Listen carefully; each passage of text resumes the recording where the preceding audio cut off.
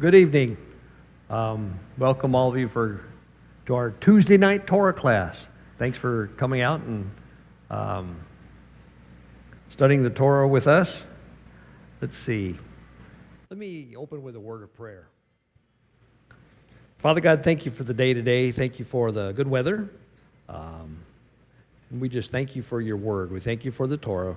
We thank you that you've brought us together tonight to discuss it, to talk about it, to look at it, and really dive deep and see how this stuff applies to us, Father God. And I'd ask that you just bless our conversation, help us to listen to one another and to learn from one another, and just watch over us as we try to walk out your Torah.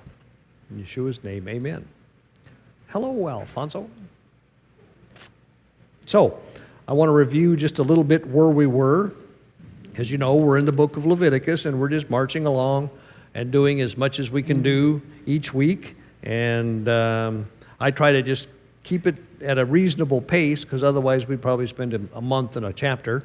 But on the other hand, I don't want us to feel like we're, oh, gee whiz, we've moved along and I had questions I needed to ask. So anyway, we're in chapter 13 of Leviticus.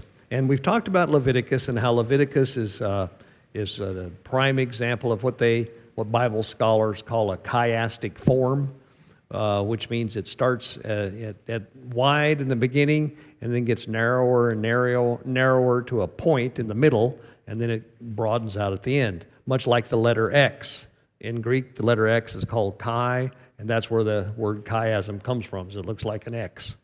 Anyway, this is a chart drawing that I got off of the website called thebibleproject.com, which I wholeheartedly recommend to you. Thebibleproject.com is a really good place to go look at things and kind of get a good summary of all the different books in the Bible. And these guys are pretty sharp, and they also have some pretty significant artistic skills.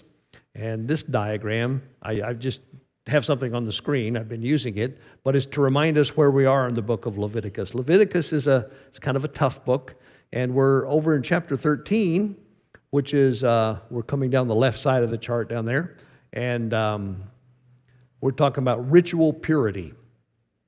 And chapter 13, the center point of the X in the chiasm is chapter 16 and 17. It's the Day of Atonement, and we're just a few chapters away. So that's, if you kind of know that the Day of Atonement in the book of Leviticus is really the center point, really what it's all about, it helps you, because otherwise you kind of, the first 10 years I looked through this book, I just read right through that and thought, yep, there it is. But it really is kind of the point of what they're doing. Anyway, so last week we got into this thing about chapter 13, my Bible calls it infectious skin diseases. Usually it's translated as leprosy. It has been translated as leprosy for centuries. In modern times, leprosy has been renamed Hansen's disease because it's a very specific, I found out it was bacteriological disease that's got this tremendously long incubation period. It takes like 5 years after you've contracted Hansen's disease before it becomes symptomatic. But it's a disease that slowly eats away your body, starting at the extremities, and it makes your skin look scaly. And so that's why in the Bible when they talk about leprous, his skin was leprous, white as snow. The white as snow has to do with the fact that your skin gets all scaly and white looking. But we found out that actually it's not really leprosy that they're talking about, but it is some sort of an infectious skin disease. And so we talked about that. Last week we went over most of chapter 13, and I don't know, I don't want to put anybody on the spot too much, but well, maybe I won't. I'll just talk about it for a few minutes. What's the procedure if you think someone, or if you think you might have an infectious skin disease? What do? Beg your pardon? Go to the priest. You go to the priest, and the priest examines you, and then there's this process that he goes through. Some of it is awfully detailed about looking at the sore and seeing whether or not it's below the surface or above the surface and what kind of color hair is coming out of the sore and all this kind of stuff. It's a little bit tedious, kind of makes me a little uncomfortable. But anyway, if the priest can't determine, or the first time I think he necessarily says, well, I don't know, could be leprosy, then what do you do? Quarantine. Goes and stays by himself for 7 days. And then he comes back. And if it's grown and gotten worse, the priest says, oh, yep, you got it, bud, you got it. Or if it's gone away, it's gone better, he says, oh, I don't know what that was, but it's gone, so you're okay. Now, all of this has to do with ritual cleanness. You're not allowed to be in the camp and to be around God if you're ritually or ceremonially unclean. And these infectious skin diseases, we're going to find out there's several other things you can do to be ceremonially unclean. But the infectious skin diseases are one of those things. Mike. Oh, we have a microphone up there, but we don't have a microphone purveyor. So since you're the first guy to have the microphone, we'll just let you purvey the microphone. So when the guy was quarantined, they have to send him outside the camp? Yep. And he just lives in a tent by himself? Yep, we're going to talk about that because that's a big deal. But anyway, at the end of the week, the priest goes out and sees him and looks at it and says, oh, that's gotten better. You're okay. This is the process for cleansing now that you really don't have it. And it's got to do with washing all your clothes and shaving the hair off your body and waiting for a while. But I think we talked about some of that. And then he can come back. But if you really have leprosy, I think we didn't quite get there, but I want to make sure and read about that because that's pretty important what happens. And then we also, in the same thing, they talked about the same chapter 13. If you have a burn and the burn turns reddish and then it describes a bunch of stuff, and that might also be leprous, but of course that's not leprosy. It turns out that's probably just an infection. But back in these days, they didn't know the term infection. So there's that, and then there was baldness. Is baldness leprosy? Well, it turns out that it could be if it was caused from some kind of a rash or a sore on the head, but it's not unclean to be bald, I'm pleased to say. So that's a good thing. Let's see. I think we got over about verse 40 or so on chapter 13, and I want to read, I don't know that we read this, but let me read it, and then let's talk about it. I'm sorry, Joe. Okay, I just noticing that every 7 days, like this inspection was weekly. Well, you only had 2 chances. I mean, 2 chances, yeah. but it was 2 weeks. Yep. Then and then maybe later on another 2 weeks, Yep. or so on and so forth. Yeah. And I guess the idea is in 2 weeks something's going to change. Either it's going to go away or it's going to get worse, and so then they know what to do with it. But I wanted to read verse 45 and 46 in chapter 13 of Leviticus, and we'll talk about that for a little bit. Starting in verse 45, it says, "The person with such an infectious skin disease must wear torn clothes, let his hair be unkempt, cover the lower part of his face, and cry out, 'Unclean, unclean.' As long as he has the infection, he remains unclean. He must live alone, and he must live outside the camp." So it was a pretty big deal to have leprosy, to be diagnosed with it. And like I say, there's a couple of things to talk about. Number one, to reinforce, is whether or not you had leprosy was entirely the decision of the priest. And the priest didn't have anything to do with whether or not you got cured. It was assumed that God was going to cure it. But whether or not you had it was the priest's job. And the priest, he was responsible for making sure that the camp stayed clean. So if he determined that you had leprosy, then the job involved telling you had to live outside the camp. So I don't know, I remember some kind of a particular I don't know what to call it, sad scene in one of these movies that was old, epic movies. I don't know, it might have been Ben-Hur or something like that, where people lived in the so-called leper colony outside of town, and they lived, on subsistence stuff. They were shunned. They lived, if you had leprosy and you kind of came across someone else that had leprosy, you could live together, but you lived out by yourself. And people would come and leave things, near your area, and then turn around and leave. And that's how they got their food. That's how they survived, was people giving them stuff so they wouldn't just starve to death. So being a leper was a pretty bad thing.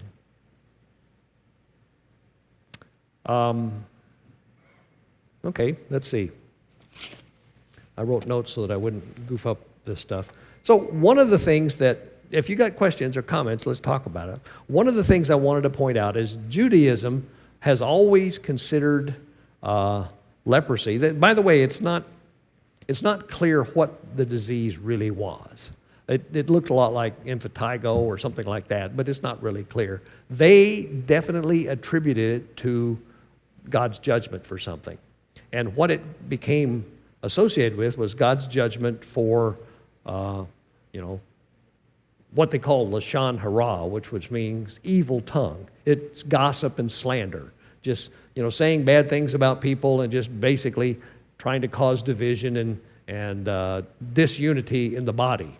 And they have reasons for talking about, or for associating the occurrence of leprosy with this, and I thought we'd go through some of those, if that's all right.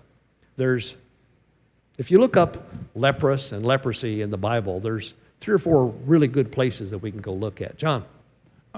Why does he have to tear his clothes? Is it humiliation? Is it a way to identify him clearly from other people? Or typically when you tear your clothes, it's a sign of, grief. Yeah, right. It's what you do when someone near you dies or something, mourning. So tearing, that's typically what it's for. They letting their hair be unkempt is a similar kind of thing. Look like you're in bad shape, I guess, is kind of the way I'd subtitle that thing. But the real deal is if you're running around, anytime anybody comes near you, you have to cover the lower part of your face and you have to say, unclean, unclean.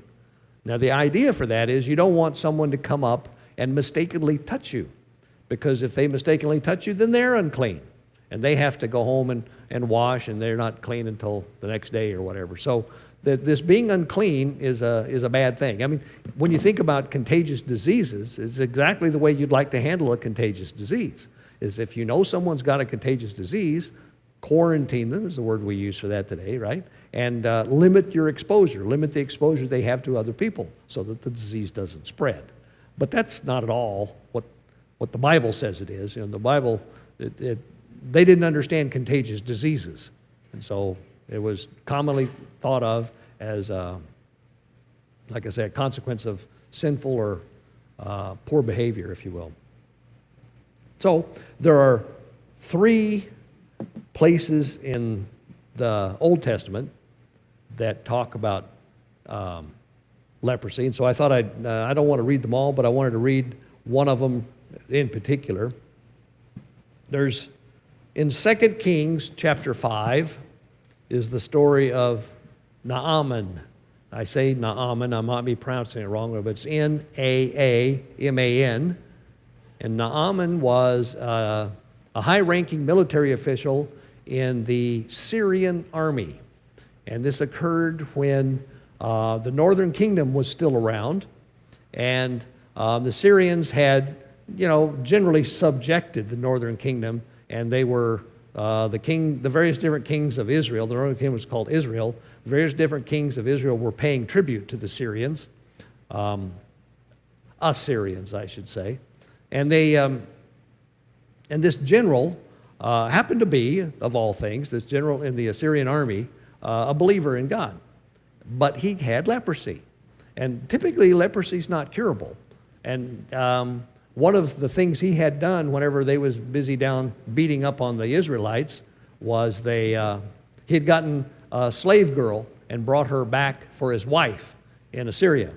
And this slave girl happened to tell his wife that it's really too bad that your husband has leprosy, because if he would go down and talk to a prophet of God in Israel, he could cure him of that. And the story goes that, well, so this general's wife told him, and he decided to go do it. And it's really kind of a funny story. You'd like it if you read it, but I don't want to read the thing. It's a whole chapter. But the guy goes and he sees, I think it's Elisha, and Elisha tells him what to do to be cured of leprosy. And he basically tells him, he says, go down and dunk yourself in the Jordan River 7 times. And Naaman, he's mad about that. He says, we got better rivers than that in Assyria. I don't want to go down and take your podunk river. And so the prophet said, intelligently enough, he said, well, if I ask you to do something really, really hard and pay me a lot of money, would you do it? And he says, well, yeah, if it would get rid of the leprosy. And he says, well, so if I tell you to do something easy and it'll get rid of the leprosy, why won't you do it? So he kind of had him on that one. So he went down, he did it, and he was cured. Mike. Wasn't it his servant who told him that? Oh, I think it was. Yes. Told the Naaman. Well, he told Naaman's wife, but yes. No, Naaman's servant. Oh, that's... When Elisha told Naaman, yeah. And that's a different part of the story. Well, he was the one who told his master, hey, look, if the prophet said do this or do that, I mean, you do it, right? You go, yeah. He says, well... Yep. I think you're right. What he's asking isn't that hard. Yeah, why would you turn your nose up at something that's simple? Just because it's simple, right? Yeah. That's kind of the point. Yeah. Kind of reminds me of following the Torah. Yep. It's really not that hard. No.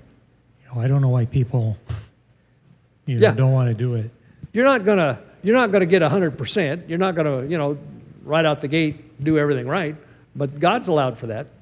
Yeah, he expects that. That's the point. It says in Deuteronomy, he says, these are not too hard for you. You can do these.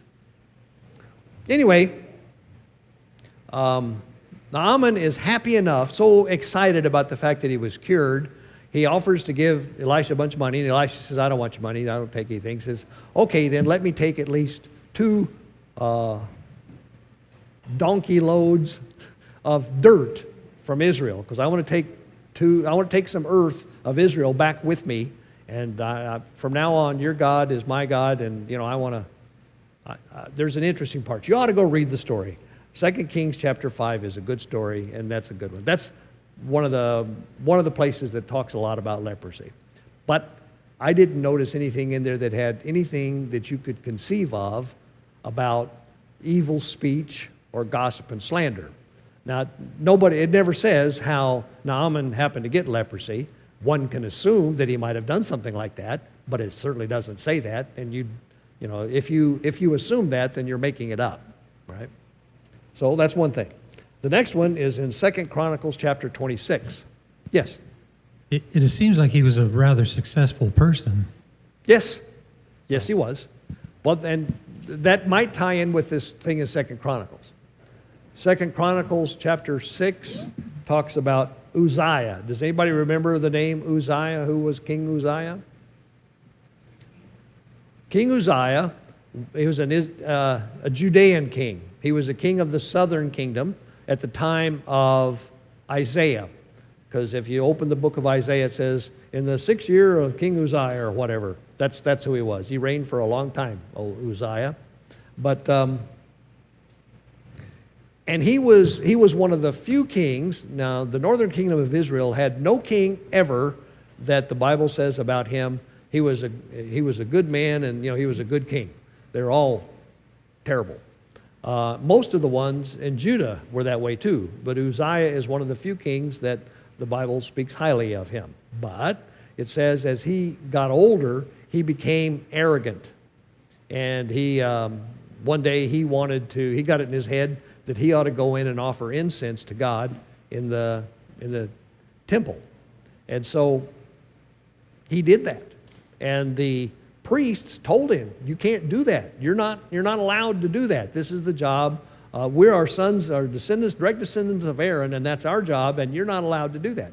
And he said, I'm the king and you aren't, so I'm going to go do it. And they all stood up to him. and immediately he was struck with leprosy.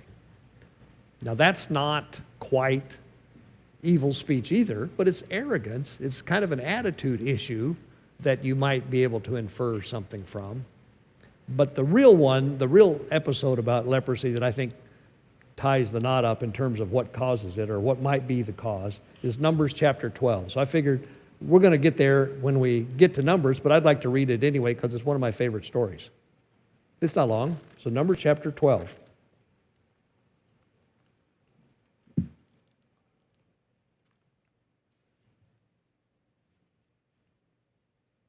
So I'll just read it if that's okay.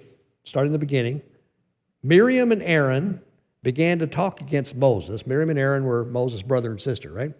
Talking against Moses because of his Cushite wife, for he had married a Cushite.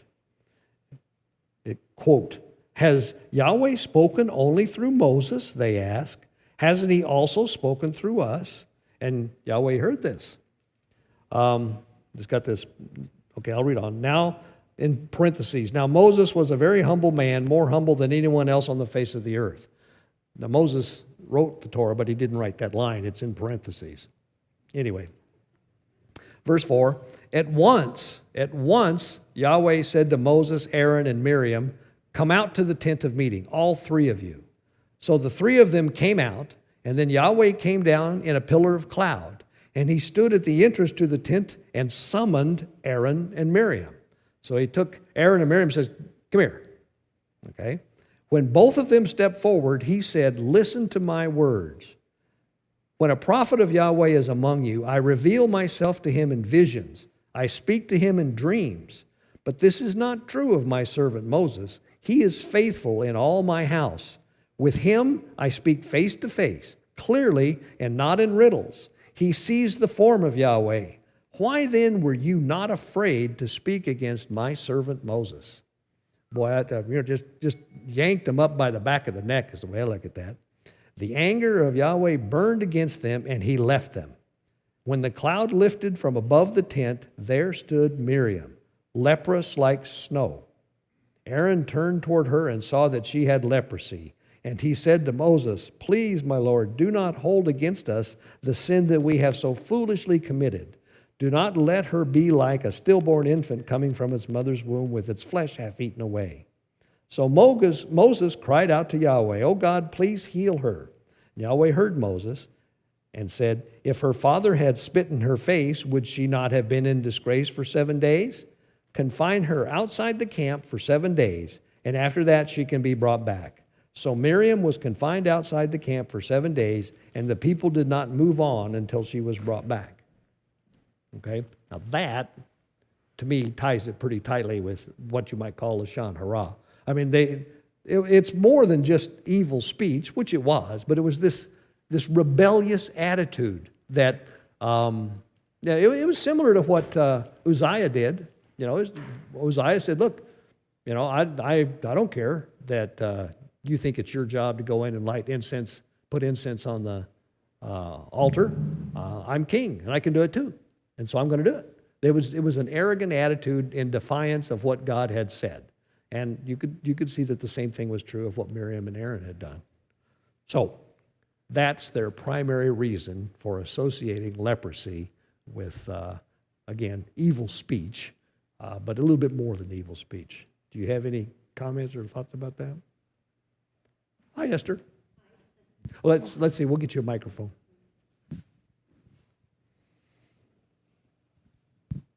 Just a comment, I guess. Aaron didn't get anything, and Miriam did. How come? They were both talking. Mm-hmm. That's a great. Do you know the answer to that? Is that a rhetorical question? I don't know. Okay. What do you have to?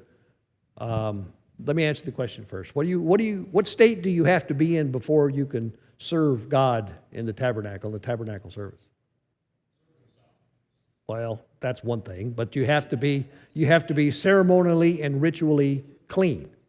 If Aaron had been struck with leprosy also, he wouldn't have been able to do his job. He would have to immediately leave, and he would have to go do what Miriam had to do. So in some sense, you could say it wasn't fair, but on the other sense, God's God, and he's going to do what he's going to do. So I guess he figured perhaps Miriam's the one that instigated it more than Aaron. Perhaps not. We don't have any proof of that. But I think it's because Aaron, God, if you will, needed Aaron to stay on the job. And if he had struck him with leprosy, he wouldn't do that. Aaron's a fun case study because there's all kinds of places where he stumbled, and I used to think a lot, he got off easy. It looks like he skated by all these things that he did, like the golden calf. He made that golden calf, but he said, yep, out popped this golden calf. That was but he got away with all that. So anyway, like I say, God's God. Joe. Yeah, I think the fact that one reason Aaron wasn't being smacked like Miriam, it was because he was, when Moses, back in Scripture, that Aaron was supposed to be one of the priests. And so maybe that's, unless Miriam was the outspoken one, Aaron was weak in this, and where he was following Miriam's Yep. there. Yep, I think And that's right. I don't understand why Miriam was so much against Moses. Well, it wasn't so much that she was against him, is that it was a kind of if you ask me, kind of a spirit of rebellion going around. It was like, and I don't have any idea what it had to do with his Cushite wife, but they were basically just, the essence of their question was, well, I don't know who made you, our leader. You're not all that great. We hear from God just like you do. So, it was that attitude is really what was the root of the problem. But boy, I tell you, God, he didn't mess around. He said, let's talk about this right now. Any other thoughts?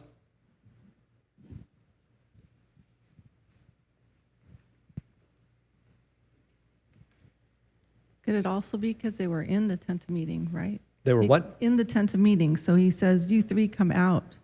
Oh, to the tent of meeting. No, they weren't in it. They were in front of it, I think. And then he said, go into it. And then he spoke. I don't think they were in it. They may have been. No, okay, so I'm confused. So They went he said, to- you three come out to the tent of meeting. So the three went out.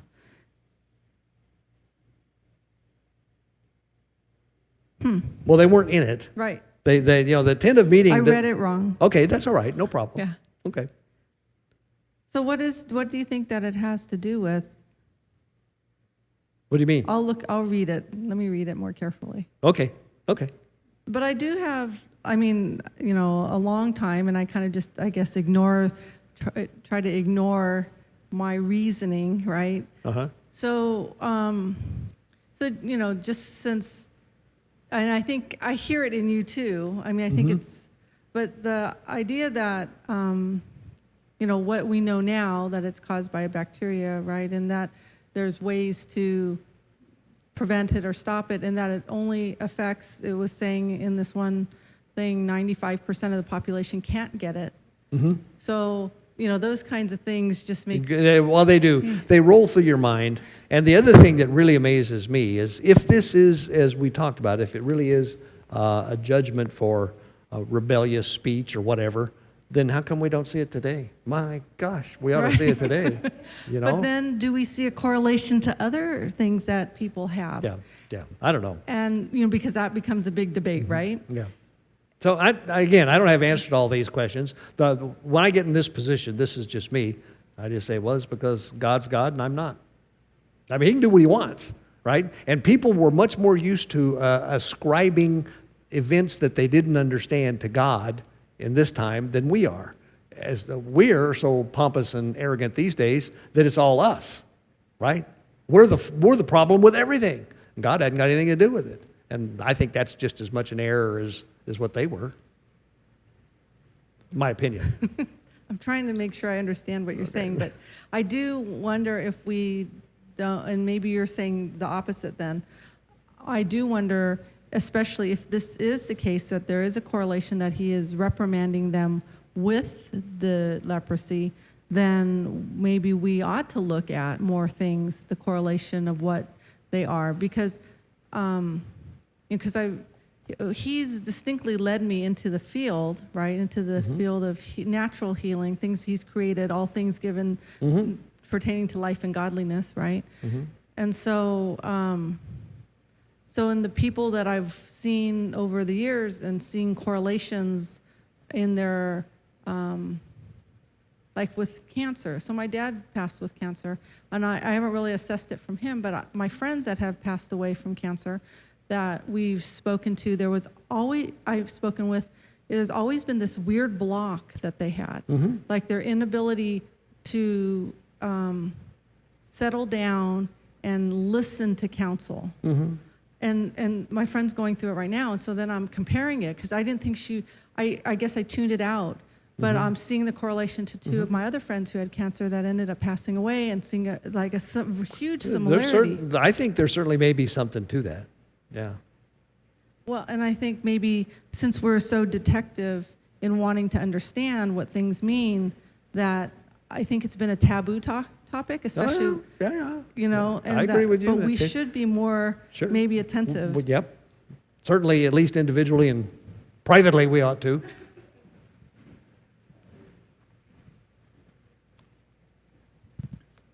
I think that Miriam was an object lesson to show the other people that, hey, you know, you're not going to do this because my anger is going to be great against you. Yeah. And so she was an object lesson. Well, yeah. And again, I was thinking that was this before the flood or before long that? after the flood. When the people murmured against Moses when they were out in the desert and he struck the rock. Could it be the same type of scenario? Well, it's similar to that. There was, you know, why did you bring us out into the desert to dry? Yeah. God can see the heart, and so he can understand the motivation behind what we do and say, and it's the motivation, it's the heart that he's really after, you know, and so he knows the thing that I really like to think about every now and then is it's important to realize that he knows us better than we do. Yes. Oh, I have a question about this phrase in verse 14. If her father had but spit in her face, is that he dishonored? Yes. The daughter dishonored her father in some way, and he spit in her face. Yes. Now that's probably a cultural thing, huh? Well, yes and no. It is a cultural thing, and we can talk about that at length at some point. But let me say just quickly what it is. Quickly what it is spitting on someone makes them unclean. Oh, okay. And so if someone had, you know, if a father spit on his daughter, and he would do that if she had done something that dishonored him or something, I don't know, if he had whatever good reason, and then she would have to go through this thing, just like... In this scenario, Yahweh is the father, and she's the daughter. Yeah. That doesn't mean he still doesn't love her. He still loves her. No, that's right. Did you have something you wanted to talk about, Margaret? Margaret? I was just going to add to Joni's comments. A lot of the situations we find ourselves in now is because, as a whole, I think our food is adulterated, our air is polluted, the ground is not kept the Sabbath. All these things have happened, and so we're reaping the consequences. We don't know exactly how things work, but if you really start studying each one, like the genetically modified food, they change things, processes in your body, and so you know we're left open to the diseases that are curses. Yeah, yes, you're exactly right. Okay, I drink Dave's water. We've thank you for letting me do that. I wanted to talk a little about the Lashon Hara connection, if you will. And now we can go on. I'd like to, someone want to read from verse 47 of chapter 13 to the end of the chapter? Leviticus 13, starting in verse 47 and go to the end of the chapter. 13:47? Yeah. Okay.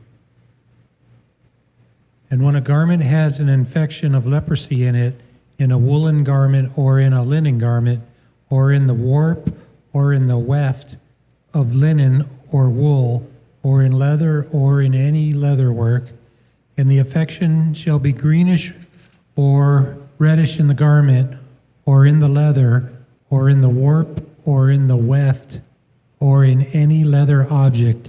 It is an infection of leprosy, and shall be shown to the priest. And the priest shall look at the infection and shut up the infected 7 days. And he shall look at the infection on the seventh day. And when the infection has spread in the garment, or in the warp, or in the weft, or in the leather of any leather work, the infection is an act of leprosy. It is unclean. And he shall burn that garment, or the warp, or the weft, in wool or in linen, or any leather object in which the infection is, for it is an act of leprosy. It is burned with fire. But if the priest looks and sees that the infection has not spread in the garment, or in the warp, or in the weft, or in any leather object, then the priest shall give command, and they shall wash that in which the infection is, and he shall shut it up another 7 days. And the priest shall look at the infection after it has been washed, and see if the infection has not changed in appearance, though the infection has not spread, it is unclean, and burn it in the fire. It is eaten away in its inside or outside. And if the priest shall look and see that the infection has faded after washing it, then he shall tear it out of the garment, or out of the warp, or out of the weft, or out of the leather. And if it is still seen in the garment, or in the warp, or in the weft, or in any leather object, it is a spreading infection. Burn it with fire, that in which the infection is. And if you wash the garment, or the warp, or the weft, or any leather object, if the infection has disappeared from it, then it shall be washed a second time and shall be clean. This is the Torah of the infection of leprosy in a garment of wool or linen, or in the warp, or in the weft, or in any leather object, to pronounce it clean or to pronounce it unclean. Okay. And I have never heard of a weft before, but that's weft what it and says. warp, mine just says woven. Warp and weave have got, those are the two different directions whenever you weave a fabric. Weft, yeah. So what we find out here is that garments or cloth and leather materials can get leprosy too. My Bible translates it as mildew, which is probably about right. Joe has something.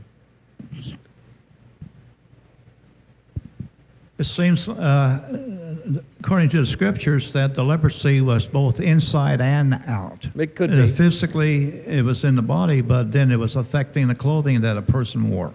Well, that could be. Like I say, that's it's difficult for me to make the leap between leprosy on a person and leprosy on a garment. But nonetheless, here it is. And what's the procedure for how that's dealt with? Say you've got this nice, most of these people didn't have but one or two changes of clothing, so they got some nice woven tunic, and it gets this kind of black spot growing on it. What's the procedure that you go through? Do you want to talk about that, or do you have a? Quarantined?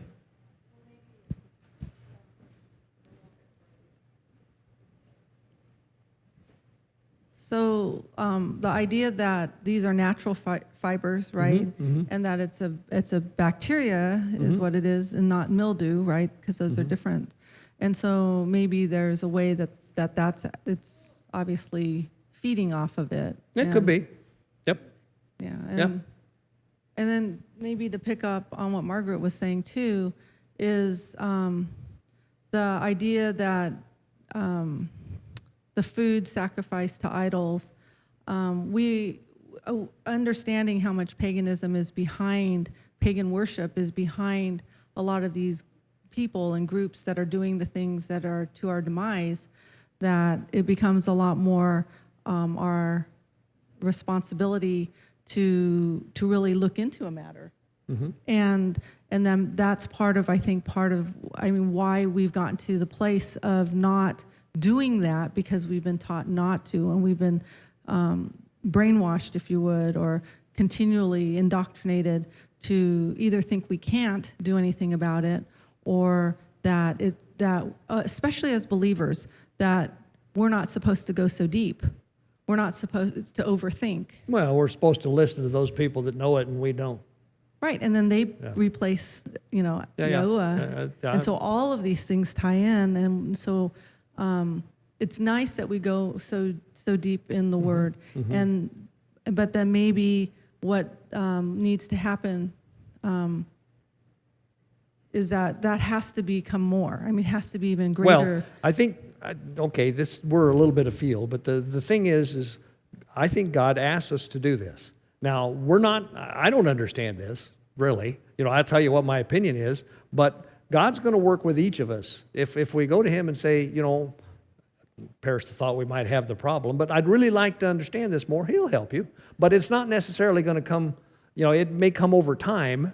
Right, and so what I'm not saying is, I think what you're thinking I might be saying, but like you said, it's over time, and that we really need to have the heart that wants to be so set apart from the way that we've been taught. Yep. And that what we think, Yep. I mean, our whole way of thinking has been turned around. Yeah, but we want to do that with the idea of doing what He wants us to do. Yeah. Okay, what's the process that goes through if you have like I say, this white tunic that's got this black spot on it, and you think it might be some sort of a mildew or a whatever, something that has something that the Bible would call leprosy? What do you do? Quarantine it, right? You take it to the priest, and the priest says, "Yep, boy, could be," and he sets it aside for 7 days. Comes back in 7 days and looks at it and sees whether it's grown, right? And if it hasn't grown any, he washes it and sets it aside another 7 days. If he gets back and it hadn't done anything, then don't know what it was. It must have been an oil. Whenever you were changing the oil in your pickup truck, you got a drop on there or something like that. So that's fine. You can cut it out and go on about your business. But if it grows, if this black spot starts spreading, then it is some kind of an infection, if you will. It's some kind of a growth, some kind of an organism, and the whole thing needs to be burned. So that's that. These are interesting things, but now again, to emphasize, the priest's job was to determine whether or not an object or a person had Tzaharat is what it's called, Tzaharat. And once he determined that, then there was a process you went through. So now, chapter 14 is, once you've had this, if you become cured, who gets credit for the cure? God. The priest doesn't do anything, right? All the priest does is says, yeah, you got it, or no, you don't. So if you're going to get cured, God's going to cure you. So when God cures you, then you need to be cleansed so that you can come back in good standing. A leper didn't necessarily spend their whole life in the leper colony unless they had it, unless it was something that God judged that they were going to have to stay there forever for their life. But I guess my point is that there were ways out. And the ways out were to come to the priest. Actually, you had the priest come to you and look at what you used to have for leprosy and see if there's anything there. And if there's not, then he could say, okay, you've been cleansed or you've been cured. Now let's go through a process so that you can come back in God's presence. Margaret's got something. I guess I'm just thinking, compared to nowadays, the priest would be the hazmat guy. Yeah, that's about the right. one to determine. I know I had a leak in my house, and then they had to come and check it for asbestos, and they had to do the whole thing. And so it's like I'm thinking, wow. But really, you start thinking about it, the mildew does start growing pretty quickly, especially in the Arizona heat. So. Yep. And I'm sure in the desert too, things will start growing. So yep, I agree, and I think there's those kind of factors that have a more significant influence on people's health than we think. Yeah, it does, because there's a long-term effect. Yeah. If you have mold in your house, then that's a hazmat situation. Yep. And even the workers now, they're required to dress up and put the face mask on and take the air out and do all kinds of cleanliness stuff. And here, it was pretty much basic stuff. Yeah, but the thing is based on what was going on with other people at the times, this was a big deal. I mean, this was pretty advanced. Joe's got something. What kept the priest from getting leprosy after he was doing all this stuff? Well, was he somehow, or they were somehow protected by Well, God's supernatural power? I think so. They weren't wearing hazmat suits, but I think the idea was God was watching over him, and they didn't get too involved. I mean, you know, they like I say, they were careful. Whenever they needed to inspect these people, they went there. They didn't have them come to them. And you know, I mean, I suppose I can see it well enough over there. You don't need to come any closer. I don't know. It's okay. So chapter 14 is how you get cleansed after you've been cured with leprosy. Would somebody like to read chapter 14, 32, verses 1 through 32 of chapter 14, after you get through eating your popcorn? That was a dirty trick to play on you, wasn't it? Wasn't it? Yeah. That's because we like you so much.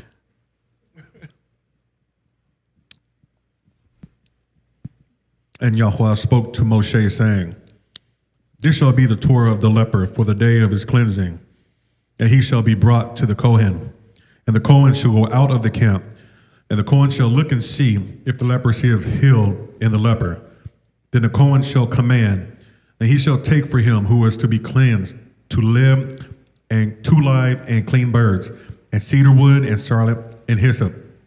And the Kohen shall command, and he shall kill one of the birds in the earthen vessel over running water. Let him take the live bird, and the cedar wood, and the scarlet, and the hyssop, and dip them, and the live bird in the blood, and the bird that was killed over the running water. And he shall sprinkle it 7 times on him who is to be cleansed from the leprosy, and shall pronounce him clean, and shall let the live bird loose in the open field. And he who is to be cleansed shall wash his garments, and shall shave off all his hair, and wash himself in water, and shall be clean. Then after that he comes into the camp, but shall stay outside his tent 7 days. And on the 7th day it shall be that he shaves all of the hair off his head, and his beard, and his eyebrows, even all his hair he shaves off. And he shall wash his garments, and wash his body in water, and shall be clean. And on the 8th day he takes 2 male lambs, perfect ones, and 1 ewe lamb, a year old, a perfect one, and 3/10 part of fine flour mixed with oil as a grain offering, and 1 log of oil. And the Kohen who is cleansing shall present the man who is to be cleansed with these before Yahweh at the door of the tent of appointment. And the Kohen shall take 1 male lamb and bring it as a guilt offering, and the log of oil, and wave them as a wave offering before Yahweh. And he shall slaughter the lamb in the place where he slaughters the sin offering and the burnt offering, in a Kodesh place. For the guilt offering, like the sin offering, belongs to the Kohen. It is most Kodesh. And the Kohen shall take some of the blood of the guilt offering, and the Kohen shall put it on the tip of the right ear of him who is to be cleansed, and on the thumb of his right hand, and on the big toe of his right foot. And the Kohen shall take some of the log of oil and pour it into the palm of his left hand. And the Kohen shall dip his right finger in the oil that is in his left hand, and shall sprinkle some of the oil with his finger 7 times before Yahweh. And of the rest of the oil in his hand, the Kohen puts some of the tip of the right ear of him who is to be cleansed, and on the thumb of his right hand, and on the big toe of his right foot, on the blood of the guilt offering. And the rest of the oil that is in the Kohen's hand he puts on the head of him who is to be cleansed. And the Kohen shall make atonement for him before Yahweh. And the Kohen shall make the sin offering and make atonement for him who is to be cleansed from his uncleanness. Then afterward he slaughters the burnt offering. And the Kohen shall offer the burnt offering and the grain offering on the altar. And the Kohen shall make atonement for him, and he shall be clean. But if he is poor and is unable to afford it, then he shall take 1 male lamb as a guilt offering to be waved, to make atonement for him, and 1/10 part of fine flour mixed with oil as a grain offering, and a log of oil, and 2 turtle doves or 2 young pigeons, such as he is able to afford. And one shall be a sin offering, and the other a burnt offering. And he shall bring them to the Cohen on the 8th day for his cleansing, to the door of the tent of appointment before Yahweh. And the Cohen shall take the lamb of the guilt offering and the log of oil, and the Cohen shall wave them as a wave offering before Yahweh.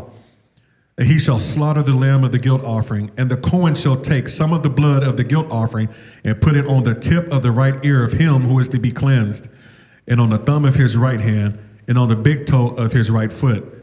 Then the Cohen pours some of the oil into the palm of his own left hand, and the Cohen shall sprinkle with his right finger some of the oil that is in his left hand 7 times before Yahweh. And the Cohen shall put some of the oil that is in his hand on the tip of the right ear of him who is to be cleansed, and on the thumb of the right hand, and on the big toe of his right foot, on the place of the blood of the guilt offering. And the rest of the oil that is in the Cohen's hand he puts on the head of him who is to be cleansed, to make atonement for him before Yahweh.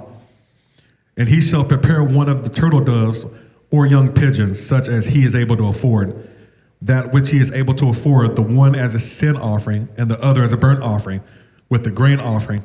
And the Cohen shall make atonement for him who is to be cleansed before Yahweh.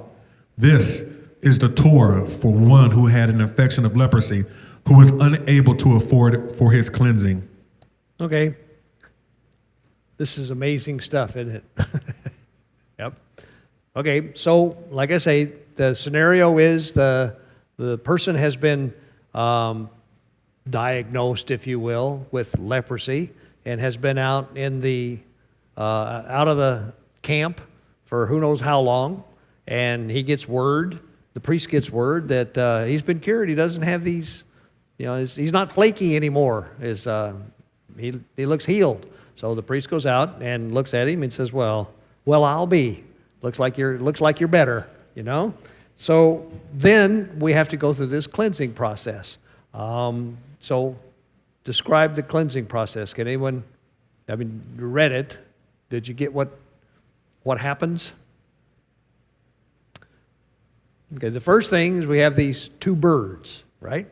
And he gets 2 turtle doves. The guy that needs to be cleansed, and he goes, he gives them to the priest, and the priest kills one over running water and over a clay pot. Now, it's never been clear to me whether the running water is in the clay pot or not, but anyway, he kills him, and this bird's blood is caught in the clay pot. And then he takes the blood, and he sprinkles it 7 times around the altar, I think. And then he puts some on his earlobe of his right ear, and the thumb of his right thumb, and his right big toe. And then he also brings oil, and they do the same thing with that, right? So that's, and that bird, after that bird has been dipped in the blood of the other bird, that bird is released, okay? So that's part of it. Then this guy also has to bring, this person has to bring, what other animals? 2 male lambs and a female lamb, okay? And each one of those is a specific offering, right? One of them is the guilt offering, one of them is the sin offering, and one of them is a burnt offering. And all of those are offered in accordance with the scripture that says how to do that. It also brings the meal offering and some oil, and it's quite an elaborate affair. There is, at the end of the passage, toward the end of the passage, there's now 3 lambs. The 3 lambs are probably not a great deal of money, but they could be if you're not very wealthy. And so there's a way to, if you're not very wealthy, you can. Do you see what the substitute was? There was no substitute for the guilt offering. One of the male, you had to have a male lamb for the guilt offering in any case. But you could substitute pigeons or doves, 1 each for the sin offering and the burnt offering. And that all had to be done. Do you remember the significance of the blood and the oil on the right ear and the right thumb and the right big toe? Do you remember what we saw for the kind of the thought behind that, Joe? I think it's interesting, the right ear, the right toe, the right, Yep. there's that.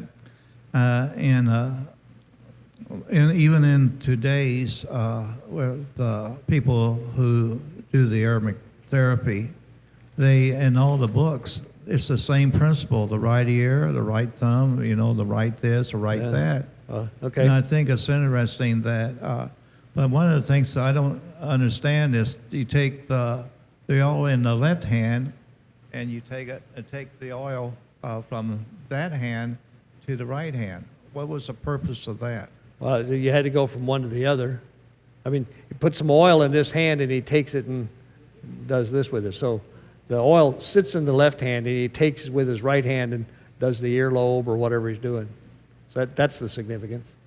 I guess it assumes the guy's right-handed, but not that you have to be right-handed to do that. So to remind you, the idea of the right ear is to hear God, right? And the right thumb is to do what God asks you to do, and the right toe is to walk the way God asks you to walk. Okay, so that's doing, hearing, doing, and walking. Does this look like similar to anything else we've looked at? Beg your pardon?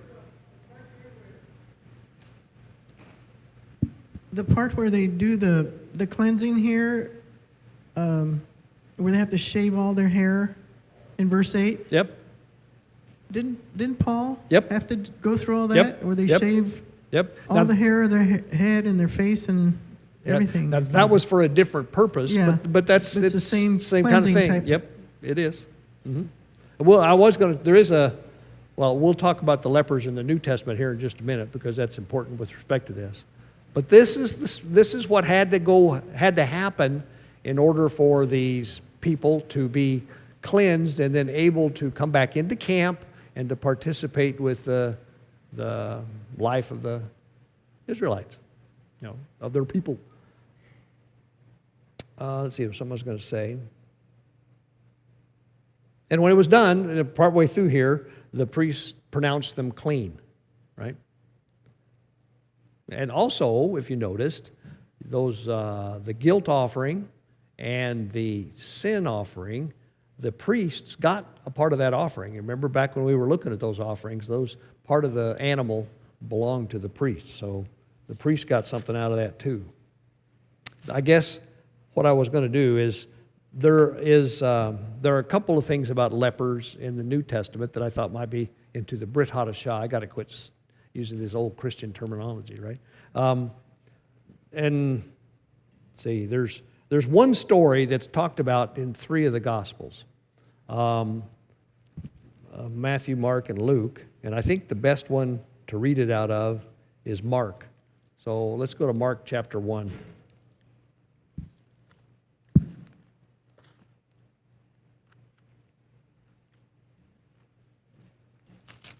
But you can easily find where the others are if you want to read them. How would you go about doing that?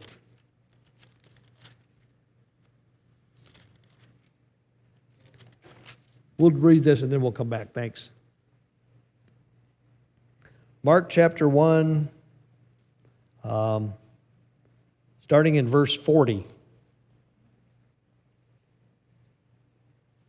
says, a man with leprosy came to him, Yeshua, and begged him on his knees, if you're willing, you can make me clean.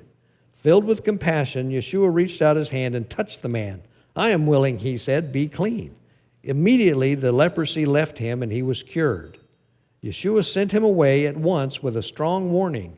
See that you don't tell this to anyone, but go, show yourself to the priest, and offer the sacrifices that Moses commanded for your cleansing as a testimony to them. So that's what we just read. That was the sacrifices that Moses commanded be offered, and so that's what they were supposed to do.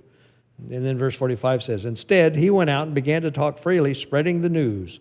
As a result, Yeshua could no longer enter a town openly, but stayed outside in lonely places. Yet the people still came to him from everywhere.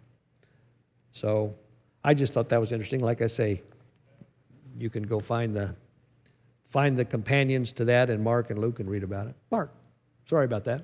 So I've said this a few times, so we're talking about it, so I'll bring it up again. So you said that you could, well, let me say this first. I want to set the table right. Okay.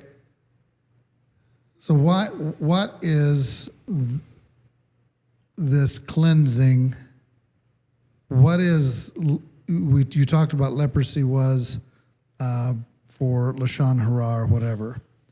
But what I really want to focus in on is what's happening to the person is they're in a state of death, because literally the skin is dying on them. And so just like touching a dead body or carcass, because there's death on his flesh, he's unclean. Okay? Okay? Yep. So to cleanse the death, it takes the one thing you cannot substitute is a male lamb.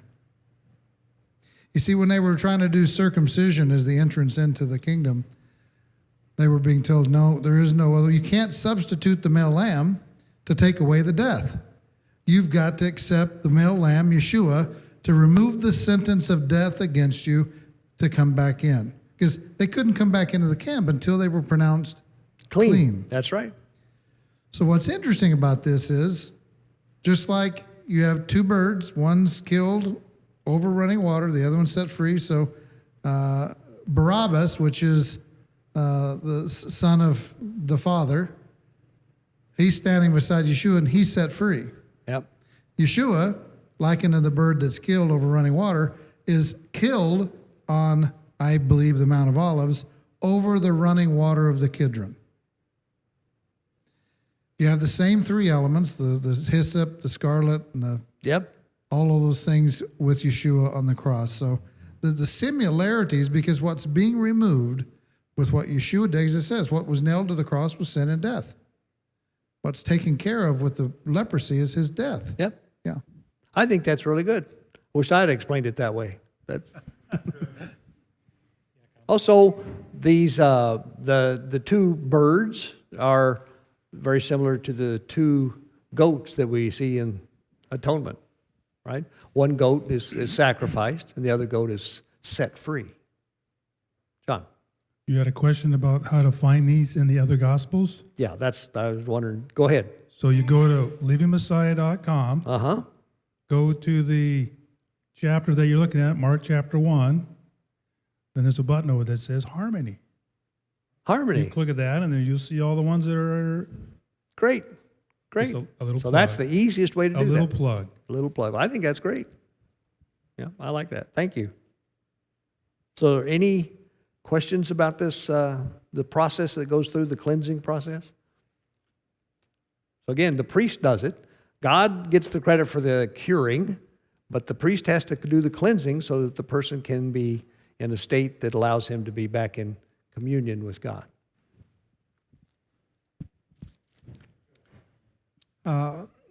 Leprosy could be a like sin, from what Mark said, that if leprosy is the same as sin, then the offerings, the lamb and so on and so forth, they took the place.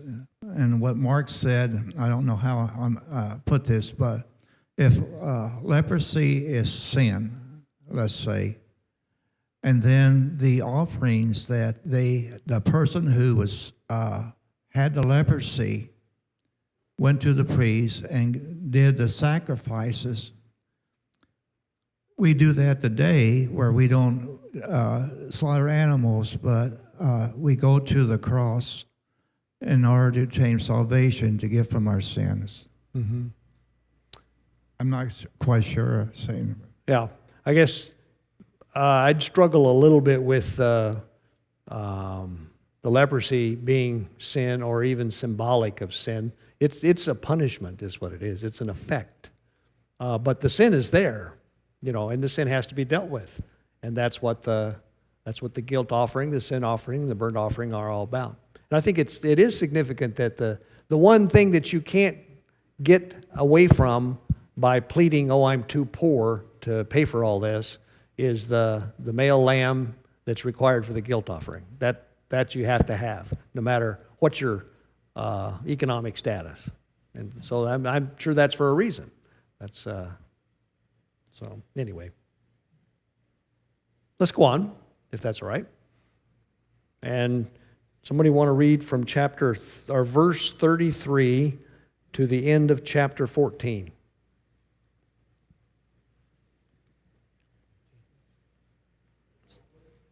Leviticus chapter 14, verse 33 to the end of the chapter.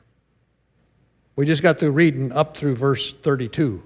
So verse 33 to the end.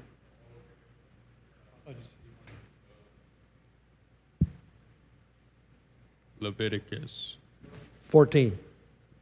Leviticus chapter 14, verses 33 To the end of the chapter. to the end of the chapter. And Yahweh spoke to Moshe and to Aaron, saying, when you come into the land of Canaan, Canaan, yep. Canaan, which I am giving you as a possession, and I put a plague of leprosy in a house in the land of your possession. Then shall the one who owns the house come and inform the priest, saying, it seems to me that there is some plague in the house, and the Kohen shall command, and they shall empty the house before the priest, Kohen, in my scripture means priest. Yep. And the Kohen shall command, and they shall empty the house before the Kohen goes in to look at the plague, so that all that is in the house is not made unclean. And after that, the Kohen goes in to look at the house, and he shall look at the plague and see if the plague is on the walls of the house with sunken places, greenish or reddish, which appear to be deep in the wall. Then the Kohen shall go out of the house to the door of the house and shut up the house 7 days. And the Kohen shall come again on the 7th day and look and see if the plague has spread on the walls of the house. Then the Kohen shall command, and they shall remove the stones with the plague in them. And they shall throw them outside the city into an unclean place. While he lets the house be scraped inside all around, and the dust that they scrape off, they shall pour out in an unclean place outside the city. And they shall take other stones and put them in the place of those stones, and take other mortar and plaster the house. And if the plague comes back and breaks out in the house after he has removed the stones, after he has scraped the house, and after it is plastered, then the Kohen shall come and look and see if the plague has spread in the house. It is an active leprosy in the house, it is unclean. And he shall break down the house, its stones and its timbers, and all the plaster of the house. And he shall bring them outside the city to an unclean place. And he who goes into the house all the days while it is shut up becomes unclean until evening. And he who lies down in the house has to wash his garments, and he who eats in the house has to wash his garments. However, if the Kohen indeed comes in and looks at it and sees that the plague has not spread in the house after the house was plastered, then the Kohen shall pronounce the house clean, because the plague is healed. And to cleanse the house, he shall take 2 birds, and cedar wood, and scarlet, and hyssop.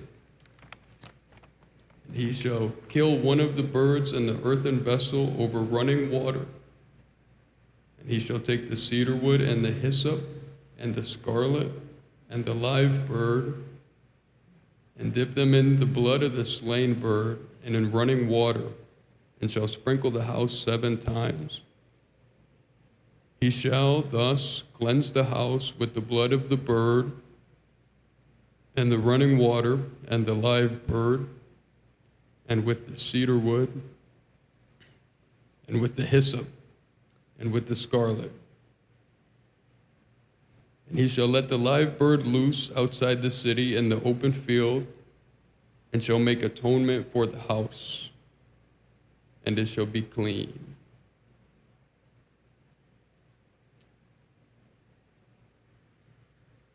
This is the Torah for any infection of leprosy and eruption, and for leprosy of a garment and of a house, and for a swelling, and for a scab, and for a bright spot, to teach when it is unclean and when it is clean.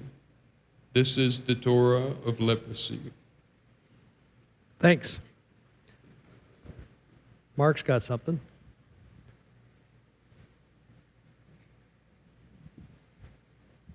So I'm reminded several times reading through here, 3 of the weapons that the Almighty uses, he says many, many times, is sword, famine, and plague. Well, this is a plague. Yep. So who's doing it? Because that's one of his weapons.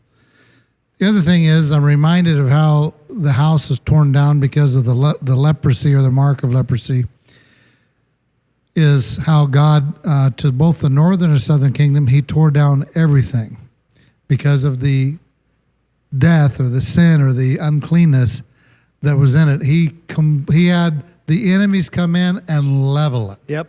Completely destroy it. He got rid of all of the sin and all of the uncleanness completely because it just kept breaking out. Yeah. It kept growing. Yeah. Yeah. He would try to pull a couple of stones out and put it, and it just kept getting bad, worse and worse. So Yeah. he had to come in and tear it down. Yeah. So this is how you cleanse a house that has leprosy, if you will, right? You go in, and if there's a growth on the wall, they come in, they take everything out first, and you're not allowed back in there because you'll be contaminated. And then they come in and they dig out the stones that look like they've got this black stuff growing on them. I guess it says reddish or greenish. And then they take those out and they take the plaster out and put it in an unclean place outside the city. And then they come in and they clean it all up and put new plaster on it and let it sit for 7 days. They come back and they see, has it returned? And I think it might be twice they do that. But anyway, if it's not returned, they say, okay, fine. But if it's returned, then you're done. Tear the thing down. The whole house. Boy, that'd be a bummer, wouldn't it? But that's this is very interesting stuff. Yeah. Doesn't matter. Yeah. So that's the end of the 2 or 3 chapters that are on leprosy, on whether you want to call it plague or mildew, the way mine does, or fungus, or yeah, it does. It's really interesting. So we got time. We'll move on to the next one, chapter 15.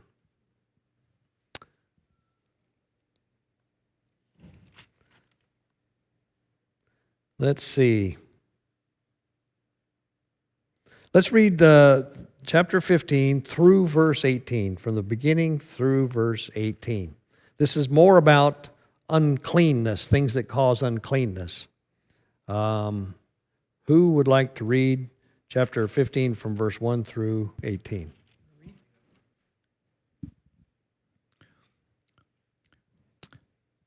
And the Lord spoke unto Moses and to Aaron, saying, Speak unto the children of Israel, and say unto them, When any man has an issue out of his flesh, his issue is unclean. And this shall be his uncleanness in his issue, whether his flesh runs with his issue, or his flesh be stopped from his issue. It is his uncleanness. Every bed whereon he has the issue lieth shall be unclean, and everything whereon he sitteth shall be unclean. And whosoever touches his bed shall wash his clothes, and bathe himself in water, and be unclean until the evening. And he that sitteth on anything whereon he has the issue shall wash his clothes and bathe himself in water, and be unclean until the evening. And he that touches the flesh of him that has the issue shall wash his clothes and bathe himself in water, and be unclean until the evening. And if he that has the issue spit upon him that is clean, then he shall wash his clothes and bathe himself in water, and be unclean until the evening. And what saddle soever he that has the issue ride upon shall be unclean. And whosoever touches anything that was under him shall be unclean until the evening. And he that beareth those things shall wash his clothes and bathe himself in water, and be unclean until the evening. And whomsoever he that has the issue touches without having wrenched his hands in water, he shall wash his clothes and bathe himself in water, and be unclean until the evening. And the earthen vessels with he that has the issue touches shall be broken, and every vessel of wood shall be wrenched in water. And when he that has an issue is clean of his issue, then he shall number to himself 7 days for his cleaning, and wash his clothes, and he shall bathe his flesh in running water, and shall be clean. And on the 8th day he shall take to him 2 turtle doves or 2 young pigeons, and come before the Lord unto the door of the tent of the meeting, and give them unto the priest. And the priest shall offer them, the one for the sin offering, and the other for a burnt offering. And the priest shall make atonement for him before the Lord for his issue. And if the flow of seed goes out from a man, then he shall bathe all his flesh in water, and be unclean until the evening.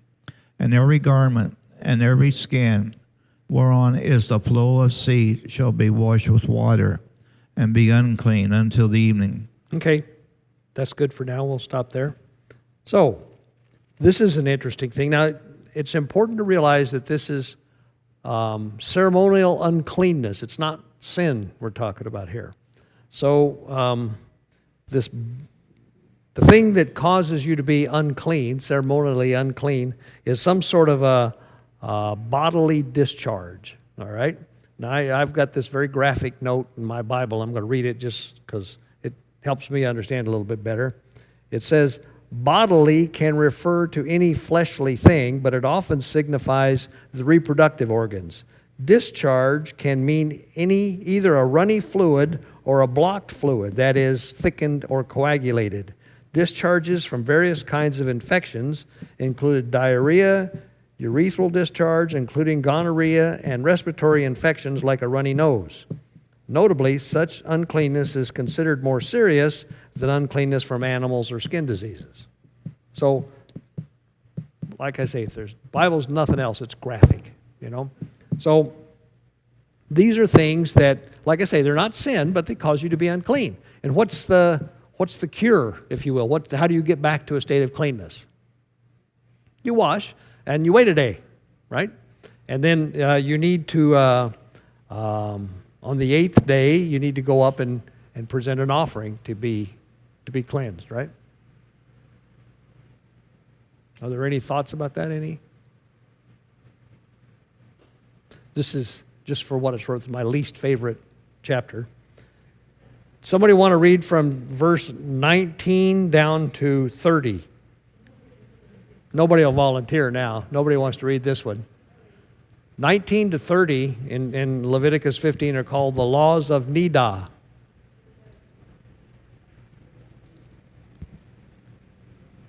Leviticus 19. 15. 15, 19, 18. We only read through 17. 18. The woman also with whom she shall lie with the seed of copulation, they should both bathe themselves in water and be unclean until the evening. And if a woman have an issue and her issue is in her flesh, be blood, she shall be put apart 7 days, and whosoever touches her shall be unclean until evening. And everything that she lies upon her separation shall be unclean. Everything also that she sits upon shall be unclean. And whosoever touches her bed shall wash his clothes and bathe himself in water and be unclean until the evening. And whosoever touches anything that she sat upon shall wash his clothes and bathe himself in water and be unclean until the evening. And if it be on her bed or anything whereon she sits, when he touches it, he shall be unclean until the evening. And if any man lies with her at all, and the uncleanness of her period be upon him, he shall be unclean 7 days, and all the bed whereon he lies shall be unclean.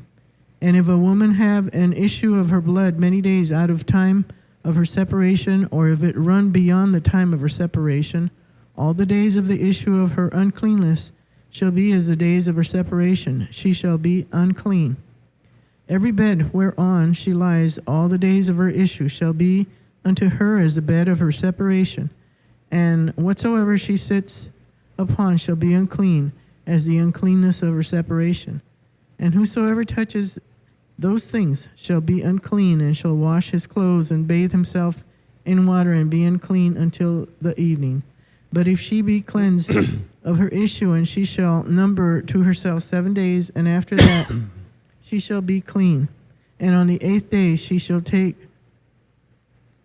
unto her 2 turtle doves and 2 young pigeons, and bring them unto the priest to the door of the meeting tent of the congregation. And the priest shall offer the one for a sin offering and the other for a burnt offering, and the priest shall make an atonement for her before Yahweh, for it is the issue of her uncleanness. Thus, That's okay. Well, let's talk about those, and then I'll read those last Okay. 2 sentences in a minute, last 2 verses. So, the first part of the chapter seems to be about male uncleanness, and this seems to be about female uncleanness. So, what's the rule? If a woman is in her period, she's unclean. Now, again, unclean is not something like, oh, bad news. It restricts what you can do, but it's not sin or anything like that. It just has to do with your ability to come before God. And it lasts as long as the flow is there. I'm reminded of the story, you remember Rachel, when her father was out looking for the idols, the household idols that she had stolen, and she had them in her camel saddle, and she was sitting on them, and he comes in and looking through her stuff, and she says, I'm in my monthly period here, so otherwise I'd get up. And he says, okay, that's fine, right? So obviously they knew about it back then, didn't they? Yeah. And then the woman, the picture over there, the woman that met Yeshua and says she had been having a flow of blood for years and years, and it made her in a state of ceremonial uncleanness. So, yeah. Mark, did you have something? So the big debate about this is, I'll just throw it in there, is it 7 or is it 14 days? Well, what do you mean? Is it 7 or is it 4? Where? For a woman during her cycle. I didn't pay that much attention. And I'm not saying which way I lean to or what is the right thing, but it says here in verse 28, when she becomes clean from her discharge, when she becomes clean, then she shall count off for herself 7 days, and after that she will be clean. Mine says on the eighth day, yeah.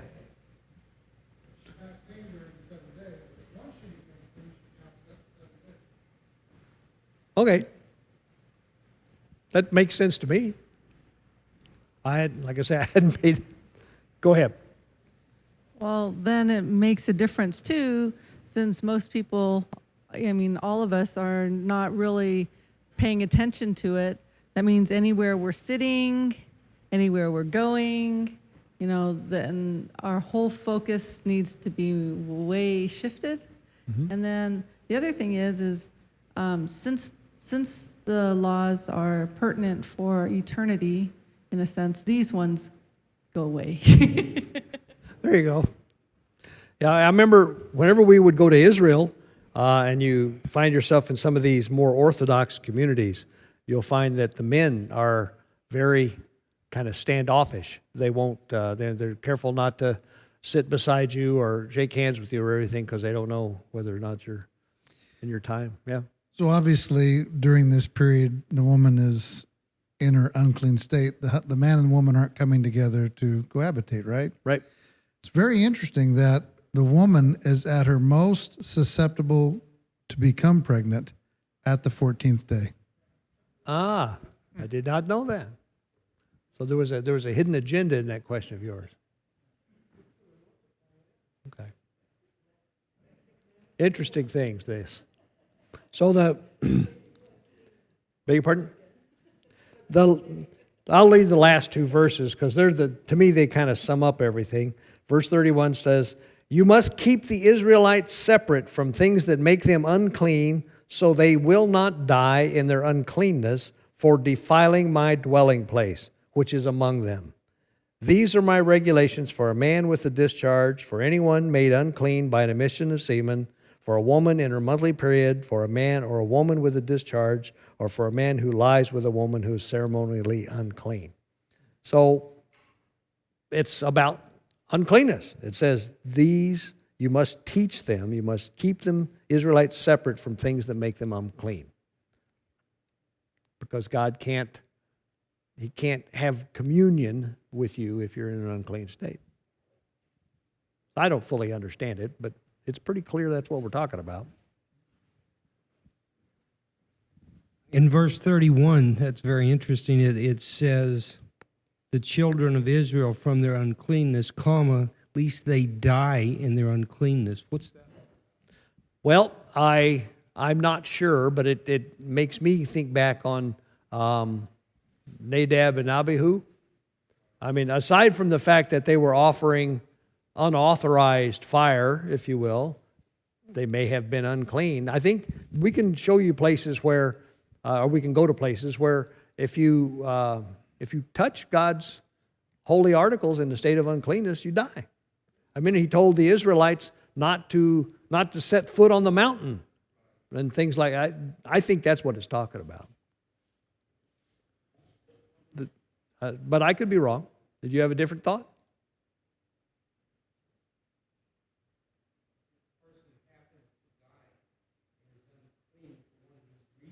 Mm-hmm.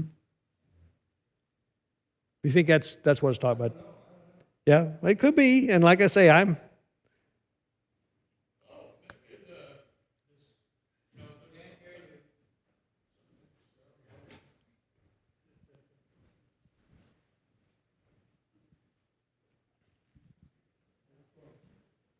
Before you die, you want to see your loved ones okay. naturally. Yeah. Or there might be something you want to do.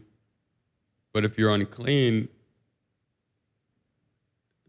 you see, Yeah. you may not have that option. And if so, it would cause a chain of events causing uncleanliness, a lot of cleaning. Okay. Mine sends me in a different direction, the way it's translated. It says, keep the Israelites separate from the things that make them unclean, so they will not die in their uncleanness for defiling my dwelling place, which is among them. So I didn't view it as it's bad if they die in their uncleanness. I viewed it's bad that they die. So, but I could be wrong. Okay, we first started out with the dietary laws of God.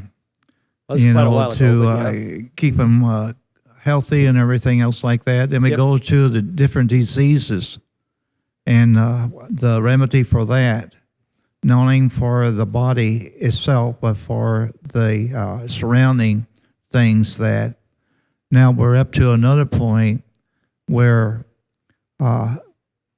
God is protecting the people of Israel from all this. Or I don't know if the other nations were involved in this, but I know that the dietary law, the health of the Israelites, and everything else all seems to come together. It's a progression. Well, I see your point, but I'm going to disagree a little bit in that he makes it pretty clear it's not about health, although it does have benefits in that regard. It's about uncleanness. You know, it's what he demands of us in order to be close to him. And in order to have communion with him, we have to be clean. And these are the food, the leprosy, all of it has to do with cleanness. So that's all I can say because that's what it says. Yes. I know. So that's what I'm seeing so much is so amazing, especially listening to other people's comments, like about how foolish it is that Yahweh didn't know how to heal it or whatever. But you really see that the purpose is so different. Yeah. The issue here is, and maybe even part of the reason why it wasn't all explained, or given how they could be healed of it, was more for the concept that the cleanness, when we come into his presence, is a big, big deal. It's a big deal. There's a lot of what God asks us to do that I don't understand. But like I say, he makes it known what's important to him. Right. And it seems like that becomes one of the biggest shifts that we have to have. Yes. And then the other thing is with all of these sacrifices, then at least the Levitical priests were being fed well. Yes. Well, but I was going to say, tying it in with those sacrifices, you'll notice that every single one of them has to be perfect without defect. It's the same kind of thing. It's the same issue. It's the same point. Don't come to me with lame animals and stuff like that. They need to be perfect. They need to be the best. Well, and also you need to be clean. Also, things that people don't understand. Like I found when one of the sites was saying, it's like you can hear them not understanding, and part of it too is like the purpose of giving those offerings, and then the whole cycle of it. Like they're like, it's so foolish because they're just wasting these animals. And so at the same time, though, it wasn't wasted. It was actually purposeful that way also. Yep.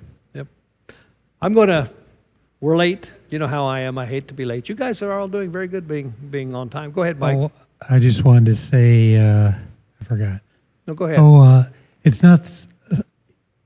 the Torah of uncleanness. It's his instruction on how you deal with uncleanness, because uncleanness is going to happen. Yes. It's just a part of life. So he just wants us to deal with it and not remain unclean. Yeah, that's why I say That's what I think. it's really hard to get That's out what of I this. think with the guy dying, it's not a matter that if you're unclean, you're going to die. If you just, don't take it seriously and, just so what, you're going to die. Yeah. One more. Okay. Okay. Now, what this says to me is if you approach his mishkan where his dwelling place is in a state of uncleanness, you're going to die. Yeah, that's what it says to me too. Okay. Okay, that's what it says to me too. All right, let me close in prayer. Well, Father God, thank you for the evening. Thank you for this discussion. You know my heart and how difficult this one is for me, but I really appreciate the discussion and appreciate this group of people that came out to discuss your Torah tonight. Keep us safe. Help us think on these things, and just help us enjoy our time until we meet together next week. In Yeshua's name, amen. Next week, Day of Atonement. So I'm excited about that one. By the way, you look at that, it's 1 through 15. Yep. And you get to go to atonement. There's your 14 days. Yep, okay. Yay. Thanks a lot.